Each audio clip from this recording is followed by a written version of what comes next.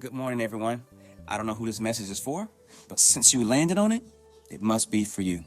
Today's message is about overcoming a spirit of fear. And I'm a person who doesn't believe I fear a whole bunch, but I had to learn. And let me just share this with you, what I learned. So I was going to go back to Sunday. So I'm taking my kids to church we all going to church together for the first time of 2025, all of us. And as I'm pulling in to the church, I have this excruciating pain in my stomach. It's almost like someone sticking needles or pins inside of me. So I'm immobilized, I'm bent over, almost paralyzed, where I couldn't move. Kids worried about me because they haven't seen me sick or anything. I didn't know what was going on. But I knew I had to persevere for some reason, because if I'm getting sick when I'm coming into this sanctuary, something must have been something that's going to be transformational. So I had to make sure that I stayed persistent and overcame it. So I went to Publix real quick, picked up some Pepto-Bismol, some ginger ale, and some ginger chunks to deal with the stomach issue. And when I got into church, he started speaking on the spirit of fear. And once again, I didn't think that message was for me. But once he started speaking on it, I realized that message was exactly for me and everyone who's listening to this video.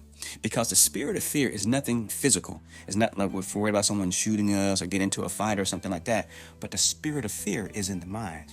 And it starts in the mind first. His foundational scripture came from Genesis. And he was talking about how Adam and Eve, when they were in the garden, they were unclothed, right? They were naked. But when she ate of that tree, she realized that she was naked, and they both hid themselves. So where does the spirit of fear originate? It originated because they had done something wrong and they had to hide. So when we make some mistakes in life, that spirit of fear may overcome us because we've done something wrong and we don't want to face the consequences.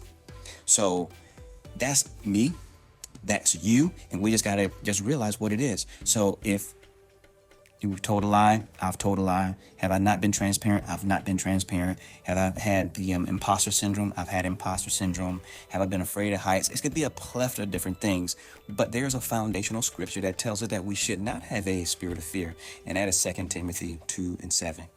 And it reads that God has not given us a spirit of fear, but of power and of love and a sound mind. And secondly, another reason that we fear is because a lack of preparation.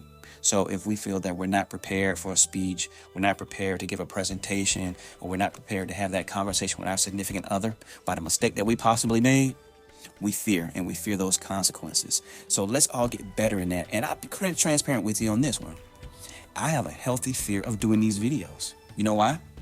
Because I know that I have some Jonah, some Jacob, some Job, some David, and Moses wrapped all into me.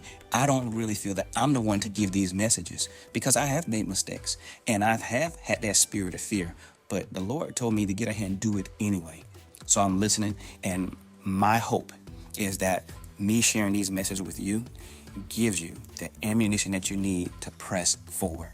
Because if you're going through some challenging times and you need to overcome and go through my tiny sermons, which is what is here for and what is to do is to help you overcome, and I'm going to be the messenger for that, I'm within God's will. And I was sharing with someone earlier this week, and I get this from my brother, and get in the river, get into God's river that he has for you, and just ride in that. So my message to you is to help you just ride in this river and overcome. 2 last messages. When it comes to that sermon, well, not the sermon, but I say that passage of scripture, there's 3 things that he tells us, but I'm going to touch on one. He says, we don't have a spirit of fear, but of power, love, and a sound mind. If we take back to the word, he talks about that word love on many occasions. He said we're supposed to love that neighbor, right? He said we're supposed to be in relationship.